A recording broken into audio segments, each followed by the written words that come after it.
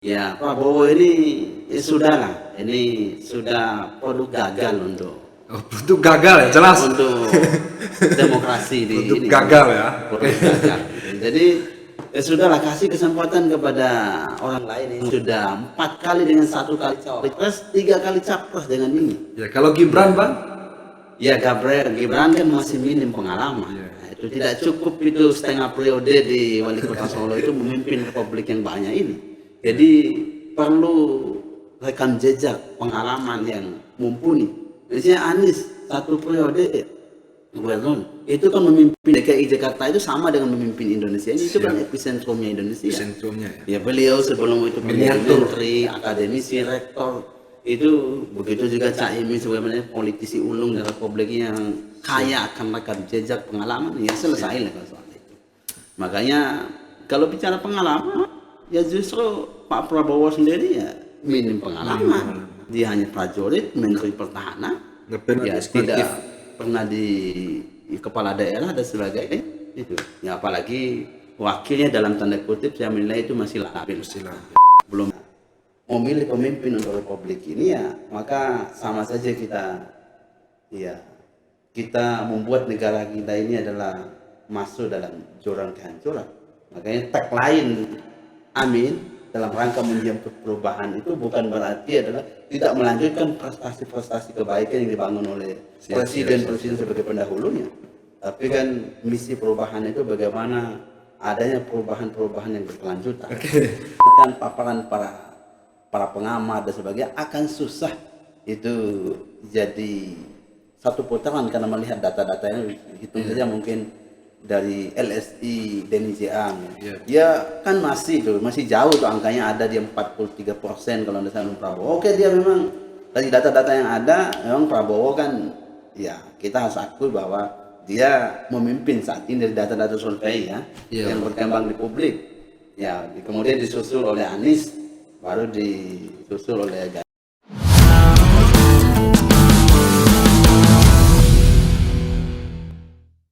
Baik, Assalamualaikum warahmatullahi wabarakatuh.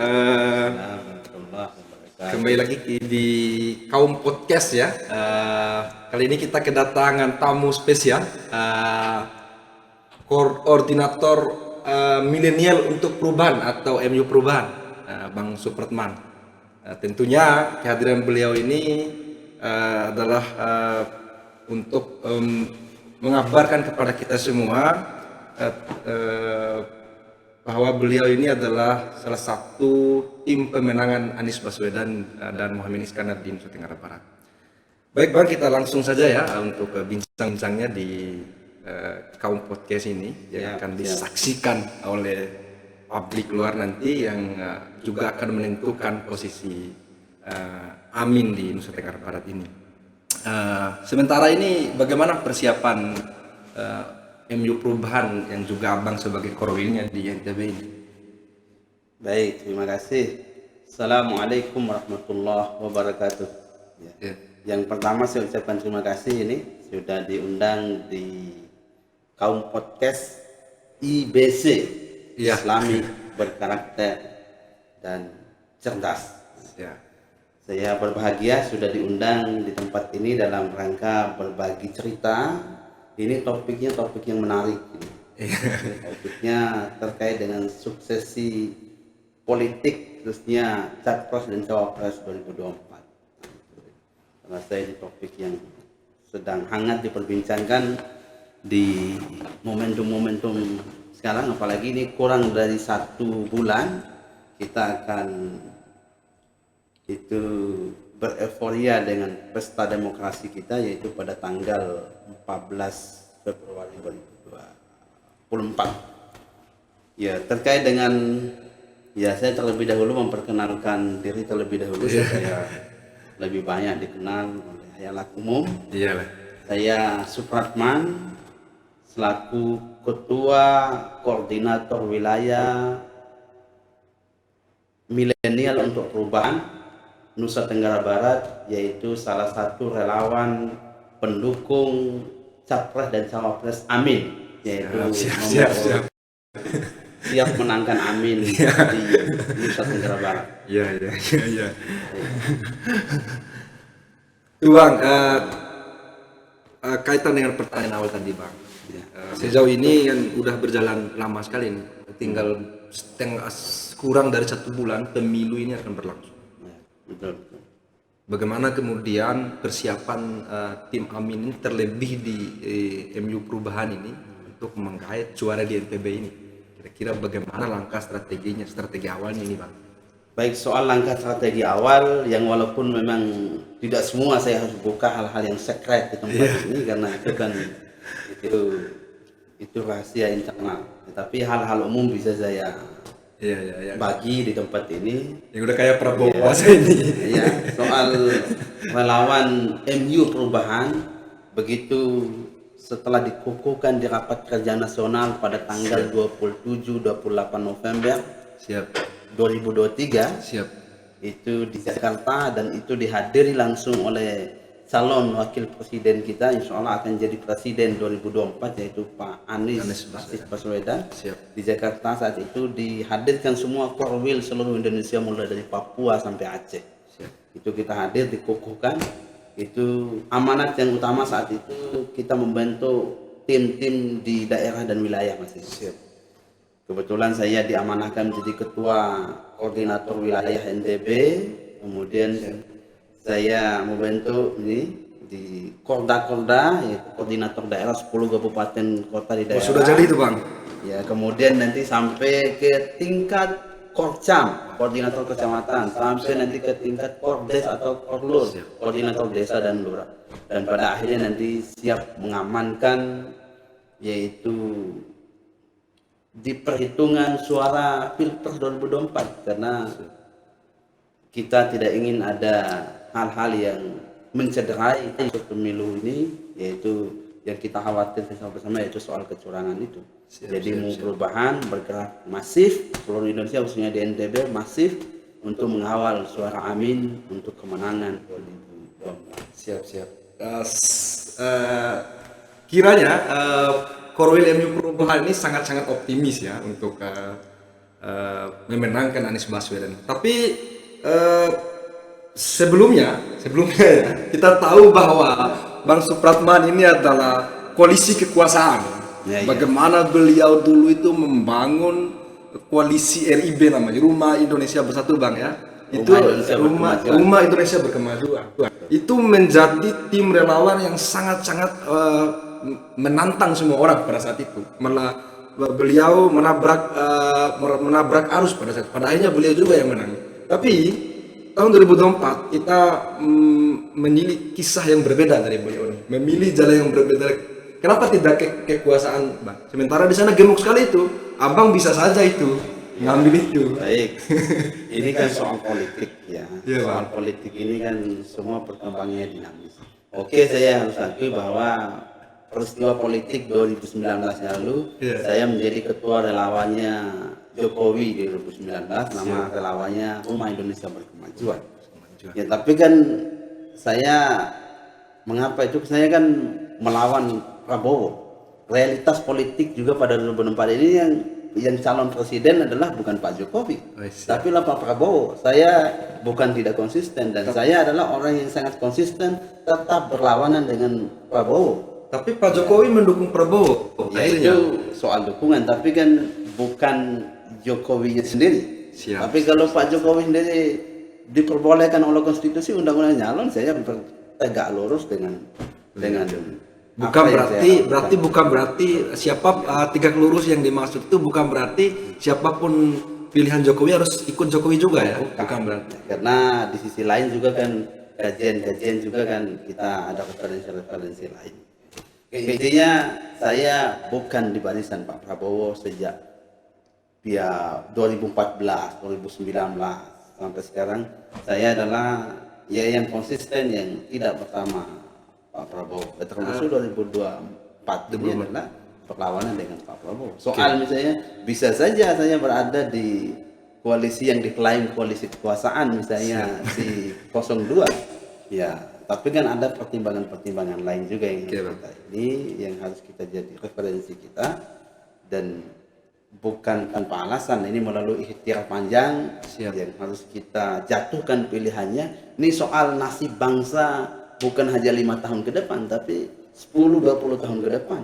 Siap. Jadi kalau kita salah, ya memilih pemimpin untuk republik ini, ya maka sama saja ya kita membuat negara kita ini adalah masuk dalam jurang kehancuran. Makanya tagline Amin dalam rangka mendiam perubahan itu bukan berarti adalah tidak melanjutkan prestasi-prestasi kebaikan yang dibangun oleh presiden-presiden sebagai pendahulunya. Tapi kan misi perubahan itu bagaimana adanya perubahan-perubahan yang berkelanjutan. Oke, berarti real untuk nasib bangsa bukan karena yang lain nih Bang. Bukan. Karena begini, Ya.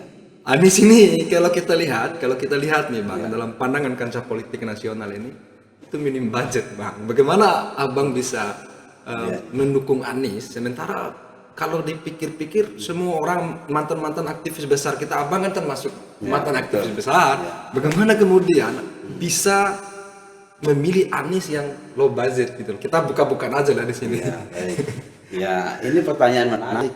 Memang bukan lagi rahasia umum. Orang membicarakan bahwa kelompok pasangan 01 ini Amin dikatakan itu minim budget lah, yaitu minim relawan lah.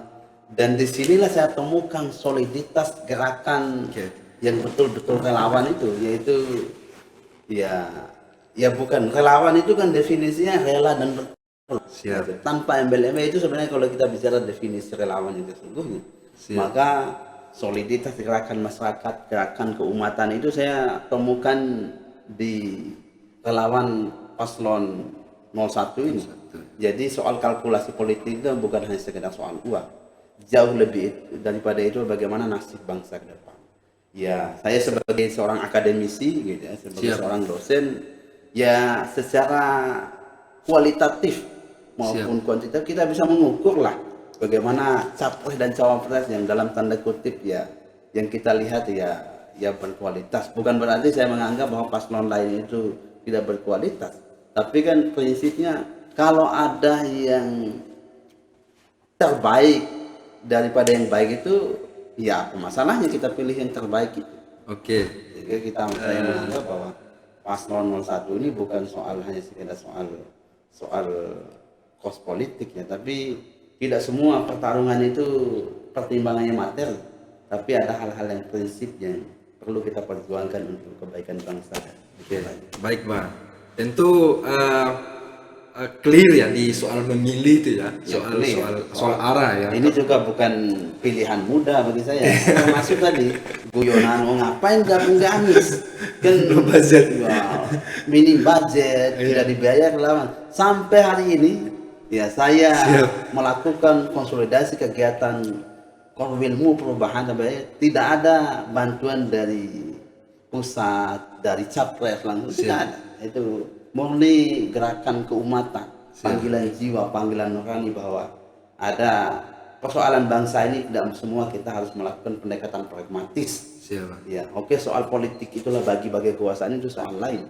Tapi ada hal-hal yang prinsip yang kita perjuangkan di bangsa ini, karena bagaimanapun politik yang diperjuangkan dengan materialistik, dengan uang, beli suara dan sebagainya itu nanti ya justru rakyat sendiri akan jadi tumbal. Itu yang perlu kita pakai. Maka perlu kita sadarkan masyarakat kita, politik itu bukan hanya sekedar soal uang, tapi soal nilai yang kita perjuangkan. Dan itulah yang ditemukan di paslon 01 sehingga saya menjatuhkan pilihan saya itu bahwa saya bersedia ada di situ menjadi komandan relawanmu perubahan di Nusa Tenggara Barat. Oke Bang, yang menarik adalah dari semangat perjuangan teman-teman Anies Baswedan dan katakanlah 1 dan 3 ini, semangatnya adalah udah muncul juga wacana untuk koalisi juga ini. Artinya adalah ketika kita melihat tren survei hari ini, tentu ya udah inilah, kalau orang yang lemah anunya udah beralih pilihan gitu loh. Apa yang kemudian terjadi dipaparkan oleh media hari ini, terutama lembaga survei hari ini tentang tren elektabilitas itu, apakah itu memiliki pengaruh terhadap perjuangan Anies Baswedan ini? Ya baik, soal Jauh sekali itu Bang, jauh sekali masalahnya. Ya, oke. Pada prinsipnya, ya saya yakin bahwa pemilu ini akan terjadi 2 putaran. 2 putaran, oke. Jadi 1 putaran. Walaupun ada paslon tertentu yang ngotot, ya cukup 1 putaran saja. Siap. Ya kehendak publik itu tidak bisa dipaksa. Itu Siap. realitas politik. Tidak bisa kita paksa kehendak publik itu mau kita apa. Soal intervensi kekuasaan dan sebagainya, nanti kalau dibenturkan dengan kehendak publik, Siap. itu nanti ya pasti nanti ada hukum alam yang berbicara. Iya. Makanya saya berkeyakinan berdasarkan data-data yang ada, ini harus kita survei-survei yang kredibel. Kita percaya lembaga survei itu, bukan tidak percaya. Iya. Itu sebagai acuan, sebagai referensi, karena itu adalah pekerjaan ilmiah juga. Tapi kalau dipaksakan juga dimanipulasi data-data itu juga nanti akan berhadapan dengan kehendak rakyat tadi, kehendak publik tadi. Oh, berarti ada potensi untuk dimanipulasi data itu.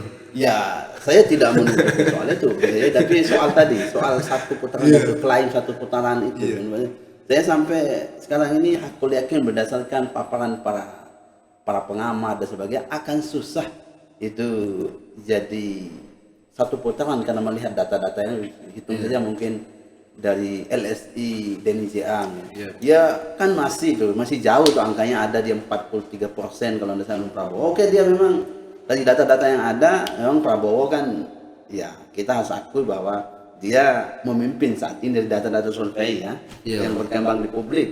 Ya, kemudian disusul oleh Anies, baru disusul oleh Ganjar. Oke, Bang. Tapi dalam konteks itu makanya saya katakan pemilu ini akan berpotensi besar, dan saya meyakini itu atau 2 putaran. Nah, itu. Oke, Bang. Maka jangan aja kehendak kekuasaan intervensi untuk ya supaya pemilu terjadi 1 putaran, karena jangan terlalu jauh itu intervensi kehendak publik tadi itu. Jadi kalau masyarakat ya, karena 2-3 calon, ya potensi besar karena ini persaingannya sangat agak lumayan inilah datanya, maka kami ingin menyampaikan beberapa fakta Ya. untuk ditanggapi oleh Pak Korwil nanti. Pertama, semenjak era demokrasi liberal, demokrasi Indonesia ini, belum ada oposisi, belum ada kekuasaan yang pernah kalah, atau yang didukung oleh kekuasaan.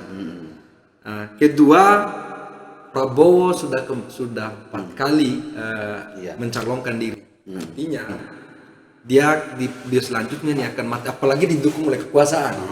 Nah, itu. Yang selanjutnya adalah sebelum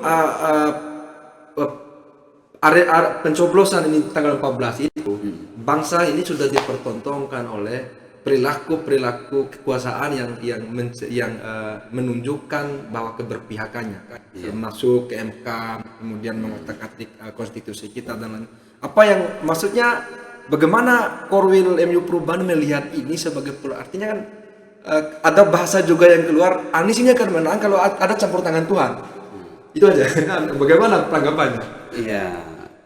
Iya tentu sebagai orang beriman kita harus meyakini itu, bahwa soal dunia ini kan ada intervensi langit juga. Ada intervensi. Tidak bisa kita hanya mengandalkan bahwa ini pekerjaan dunia tanpa ada campur tangan langit. Siap. Ya soal tadi, ya memang itu yang jadi khawatir semua. Kalau kita bicara demokrasi yang sesungguhnya, itu adalah demokrasi dari rakyat untuk rakyat. Itu adalah ya tidak ada intervensi siapapun yang berkuasa. Itu. Karena kehendak rakyat itu yang menjadi nilai yang dijunjung tinggi dalam alam demokrasi. Kalau diintervensi itu lagi bukan demokrasi namanya. Itu negara ini kan ini adalah negara hukum, bukan negara kekuasaan. Ya, sikap itulah juga yang bagaimana saya mengambil sikap berada di poros MU Perubahan pasangan Amin ini, karena ya saya bukan mengatakan Pak Jokowi itu bukan dalam konteks itu, tapi dengan kejadian-kejadian di akhir ini mempertontonkan kepada publik bahwa ada hal-hal yang bertolak belakang dengan nurani publik.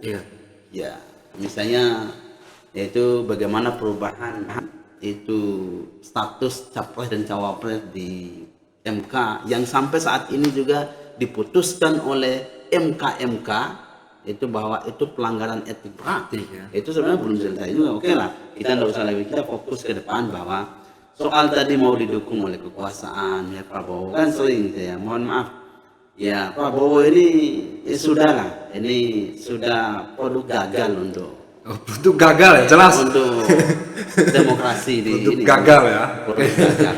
Jadi ya sudahlah, kasih kesempatan kepada orang lain yang sudah 4 kali dengan 1 kali cawapres, 3 kali capres dengan ini. Ya, kalau Gibran, Bang? Ya Gibran kan masih minim pengalaman. Nah, itu tidak cukup itu setengah periode di wali kota Solo itu memimpin republik yang banyak ini. Jadi perlu rekam jejak pengalaman yang mumpuni. Misalnya Anies 1 periode gubernur itu kan memimpin DKI Jakarta itu sama dengan memimpin Indonesia ini. Itu kan epicentrumnya Indonesia. Sentrumnya ya. Ya beliau sebelum itu menjadi Miniatur. menteri, akademisi, rektor, itu begitu juga Caimin sebenarnya politisi ulung dari republik yang kaya akan rekam jejak pengalaman, ya selesai lah kalau soal itu. Makanya kalau bicara pengalaman ya justru Pak Prabowo sendiri ya minim pengalaman. Dia hanya prajurit, menteri pertahanan, Nggak pernah ya di tidak pernah di kepala daerah dan sebagainya itu. Ya apalagi wakilnya dalam tanda kutip saya menilai itu masih labil.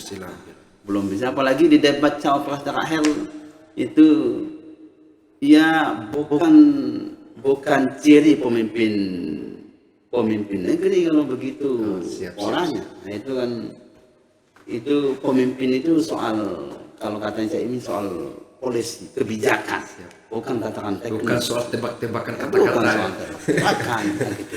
Oke, Bang, terakhir ini ya, seandainya terjadi kemungkinan 2 putaran, seandainya ini karena mungkin paslon kekuasaan ini nomor 2 ini akan bisa-bisa akan jor-joran di putaran pertama ini, karena perhitungannya adalah anggaran negara diminimalisir anggaran negara kalau terjadi putaran kedua, berarti negara harus putaran pertama. Itu otomatis mereka akan memperjuangkan putaran pertama. Seandainya terjadi putaran kedua dengan isu yang ada 03 dan akan bergabung dan segala macam, yang jelas yang di sini diunggulkan nomor 1 nih. Artinya kan bagaimana upaya dan strategi 01 ini dalam terus bertarung dan berperang melawan 02 ini? Iya, itu pokoknya kita dalam menghadapi dinamika pilpres ini, kita itu pada posisi kita semua adalah pemenang. Siap. Wajar. Termasuk kita meyakini bahwa era 2024 ini ya kita yang menang. Karena dengan misi perubahan itu, makanya tagline-nya jelas, yaitu menjemput perubahan untuk kepentingan Indonesia yang adil dan makmur. Soal nanti Adam saya ingin ya soal negara ingin 1 putaran, itu justru saya bilang tadi kan jangan diintervensi terlalu jauh kehendakan publik. Kalau realitas kehendak publik bahwa terjadi 2 putaran demokrasi ini, pemilu ini, ya negara berkewajiban memfasilitasi apapun anggarannya. Justru itu kehendak publik ya terjadi 2 putaran, itu ingin dipaksakan 1 putaran dengan argumentasi yaitu meminimalisir anggaran negara, itu justru tidak benar. Itu kan negara punya kewajiban memfasilitasi, bahkan di undang-undang peraturan KPU kan jelas kalau 1 putaran ini jadwal pemilunya, kalau kan sudah kelar, berarti kan negara sudah siap konsekuensi dengan itu semua. Maka yang salah itu adalah memaksakan kehendak publik dengan segala kekuatan apapun untuk jadi 1 putaran. Jangan-jangan ini yang ingin menang 1 putarannya dia takut kalah di putaran kedua. Nah, itu yang berbahaya itu. Iya, bisa jadi. Soal kemungkinan berkoalisi dengan kedua ya, dengan siapa di putaran kedua kan, ya itu politik ini kan selalu dinamis. Khususnya kita di mau perubahan, ya kita tegak lurus. Ya apapun nanti keputusan capres dan cawapres kita di putaran kedua, kita bergabung dan berkoalisi dengan manapun, ya kita tegak lurus dan misi kita memenangkan, amin ya, untuk Indonesia menjemput perubahan 2024. Oke, Pak. Makanya tadi saya tegaskan bahwa jangan-jangan ini yang bermimpi, yang berkeinginan, yang bersahwat ingin menang 1 putaran, itu dia takut kalah di putaran kedua dan takut dikeroyok ini kan kelihatan di debat-debat itu kan ini belum apa-apa sudah ciut ini. Dia mau memaksakan kehendak publik yang 20 putaran. Termasuk yang tidak datang hari ini. Jadi itulah kita realistis saja. Iya. Makanya demokrasi itu adalah demokrasi diberikan ruang yang seluas-luasnya kepada rakyat, kepada Siap. publik. Ya kalau ada intervensi, kemudian ada upaya memobilisasi ASN dan sebagainya, amanat undang-undang kan juga jelas kok. Itu berarti itu dialah pengkhianat di negara ini. Jadi kalau ada kekuasaan yang begitu ya mau kekuasaan yang berkhianat untuk kepentingan ambisi personal dan kelompoknya. Kan jelas semua konstitusinya bahwa PNS harus netral dan sebagainya itu jelas. Jadi itulah memang bagusnya demokrasi itu diberikan ruang yang seluas-luasnya kepada publik untuk berkehendak sesuai dengan keinginannya.